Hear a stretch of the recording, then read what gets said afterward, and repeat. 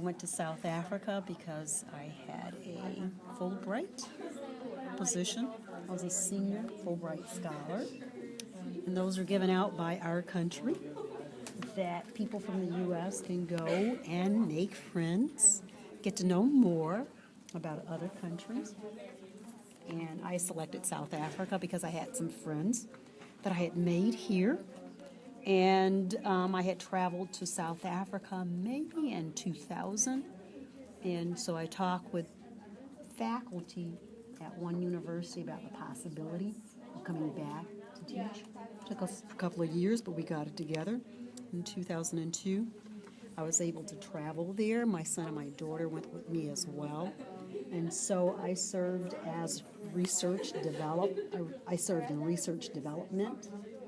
I helped faculty and graduate students with their research, and I taught 2 classes as well. I taught undergrads and 1 course in grad students and another course.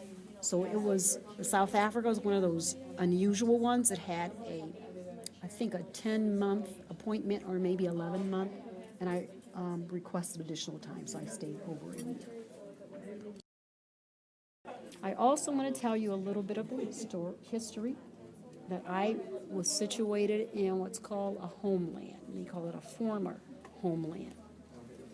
So South Africans, indigenous South Africans were displaced. They were taken off of their land, their original property, under apartheid, and pushed to different, we're talking about indigenous South Africa, pushed to different parts of South Africa. I don't remember how many homelands there are, and I should know that, but I don't. I think maybe there were 4 former homelands. You can check it out. And I lived in one of the former homelands.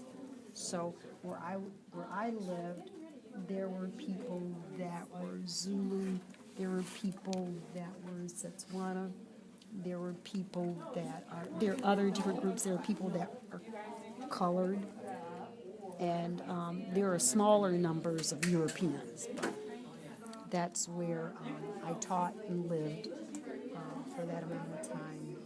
So right now, there's University of the Northwest at Potchefstroom, and then there's University of Northwest at Mabatu, and so I work with the Mabatu campus. One Saturday, and so they picked us up. My son and my daughter and I were in the back, and we're driving. I don't remember the exact length of time it took us to travel, but maybe 5 hours. I don't really remember one way. Maybe 4 hours. I don't remember. But they did take us to. They knew about the Tuang child, and they understood the significance of it. At that particular time, I did not, and so we actually went to the site where the Tuang child was unearthed. Yes, where it was found. Was it hard? Was it like protected or anything like the site? Yes, this was more of a museum site that we went to. And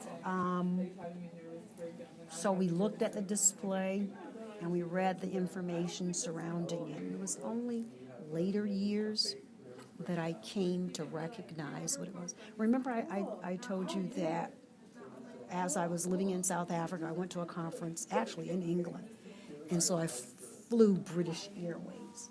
And flying back, as we were deplaning and we're exiting, the sign says, "Welcome home." And it's not just saying, "Welcome back to Mabatu" or anything like that. Actually, I flew into Johannesburg. It's saying, "Welcome home." Home, home. You get me? Okay, yeah.